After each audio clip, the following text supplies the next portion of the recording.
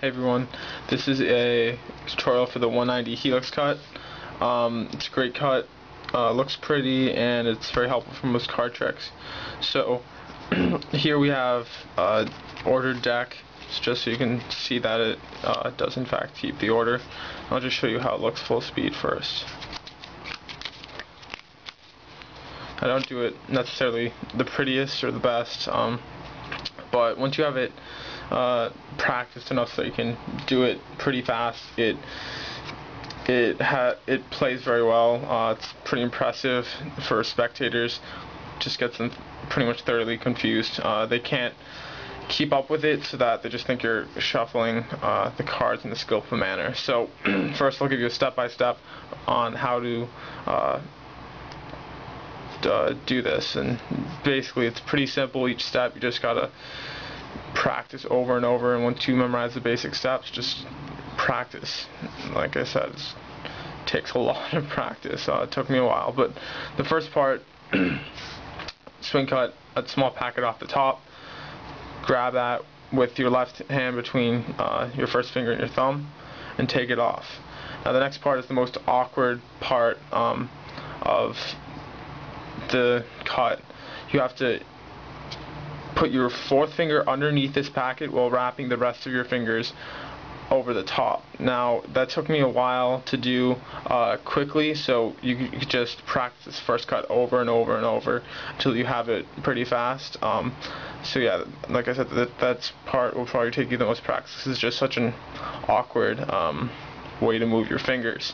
So you do that, and that's because the next move, you open it up to allow for more cards to come in here. So next move, you open it up, and now the first packet is sandwiched between your fourth finger and the rest of your fingers, and you cut a small packet off the bottom. Well, that was too small, but you cut a small packet off the bottom of the cards in your right hand, and you grab that with your thumb of your left hand. And the next part, again, this entire cut will be, one part will be flowing into another, but the next part you're doing a lot of things. You're closing your hand so that these two packets seem to be closing on each other, which kind of looks like you're closing the cut, just adds to the effect.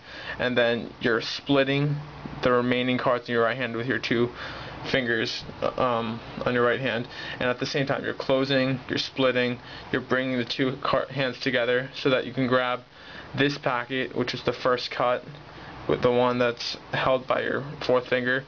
You grab it with in between your thumb and the fourth finger of the other of your right hand.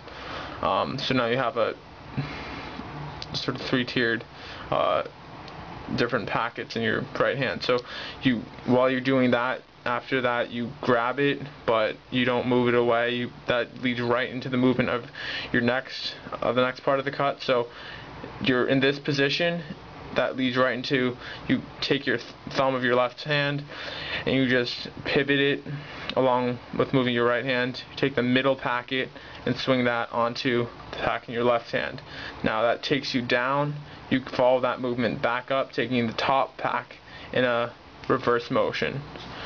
The top pack, yeah. And then you take what remains in your left hand and just put it on top, or do whatever you want to get it on top.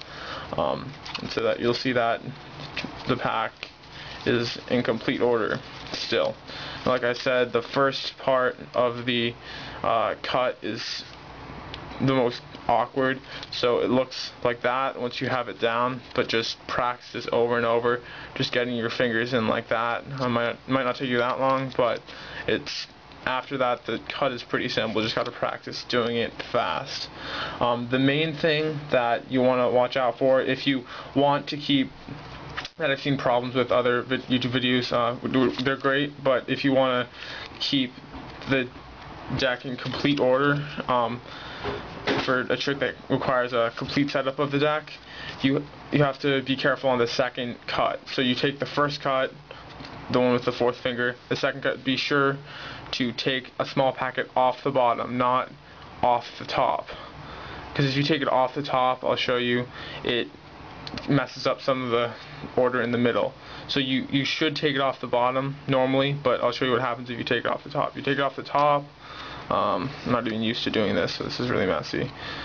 You do the rest of the cut, you'll see that it's not in order anymore. I don't even know what happened, but it's not in order, and stuff is all messed up and just doesn't work well if you're trying to keep everything in complete order. And so I think it's just good to practice it so that everything is in complete order. You can do it the other way if you just want the top to be the same, but yeah, that's the main point. After that, if you make sure you're doing this, just do these steps and just practice them, memorize the steps, and that's pretty much it. Just practice it fast. It's a great cut. Hope you guys liked it. Any questions, comments, suggestions, let me know. Thanks.